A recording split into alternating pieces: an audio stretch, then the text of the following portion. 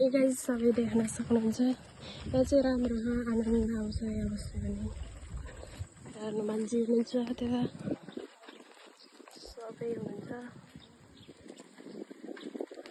ल गाइस अहिले भेटौँ यहाँ चाहिँ कति ठुलो शिवको मूर्ति छ हेर्नु राम्रो यहाँ आइसके गाइस यहाँहरू चाहिँ यस्तो हो भित्र हेर्नु यहाँ आउनु होला रङ्ग लाग्छ रमाइलो राम्रो हो यस्तो हो न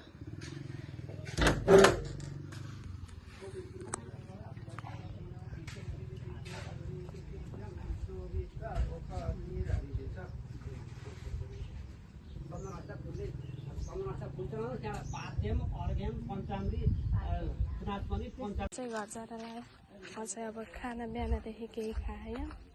त्यही भएर उपरती छेउमा खाना खाएर आउँछौँ यहाँ भ्याइयो अब यी फर्किन्छ यसो जान्छ यता हेरेर एकदिनसम्म अन्त गेट लाखा भयो गाइस म पहिला अहिले आएर खिच्न होला फोटो भिडियो त्यही हो गाइस ल अझै उहाँलाई यसो मैले भ्लग बनाउँछु फेरि नानी एउटा कुरा भन्न मन लाग्यो यहाँ बस्दाखेरि यहाँ यति मजाको हावा आउँछ नि र यहाँ अनि फेरि उतो मन्दिरमा त्यहाँ हामी सधैँ एकादशीमा भजन गर्न आउँछौँ न भजन गाउन कि अनि फेरि उहाँ नि कति राम्रो थियो तर अब अहिले पछि आउँदा देखाउँछु अनि फेरि भजन गाउन आउँछ भन सधैँ अनि फेरि यति राम्रो हावा लाग्छ यति राम्रो आनन्द आउँछ कि मतलब यहीँ बस्न शीतल आनन्द यस्तै छ त्यही भएर त्यही भन्नलाई अर्को केही होइन अब जान्छु म घर पनि खाना खान्छौँ बनाउँछौँ खाना खान्छौँ अनि फेरि नानीलाई अब नानी पनि छिन् अनि तिनीलाई कपडा सपडा लगाइदिएर लिएर आउँछौँ हामी पनि राम्रा भएर आउँछौँ राम्रा त के हुने अब टाढा होइन यस्तै हो यी गाइस ल अब फेरि हात भेटौँ ए गाइस फेरि यताबाट जाँदा यस्तो मधुवन धाममा आउनुभएकोमा सबैलाई धन्यवाद भन्ने छ यता फेरि हार्दिक त्यही हो अब जान्छु त्यहाँ बाख्रा चराएर आउने गर्छ सबैजना बज्न कति बज्यो र एक त बज्यो 10 साढे 10 भयो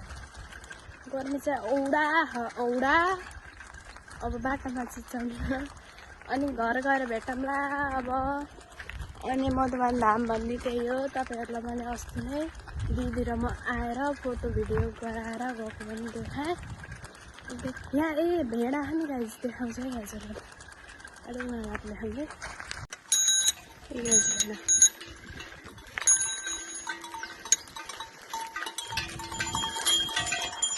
गाइस अहिले यो गएर भेटौँ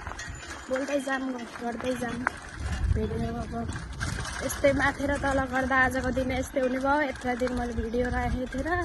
किन भन्दा अब टिकटकमा पनि मैले मिनी ब्लग पनि राखेको थिएन यस्तो गर्मी हो कोही जाने जस्तो ठाउँ नि छैन यही हो अब यो पनि आज मैले हजुरहरूलाई देखाइसकेँ यस्तै आउनु मिल्ने थिएन आउँदा यता आइरहेको छु तर उस हुँदैन अब के हुन्छ त्यही हो गाइस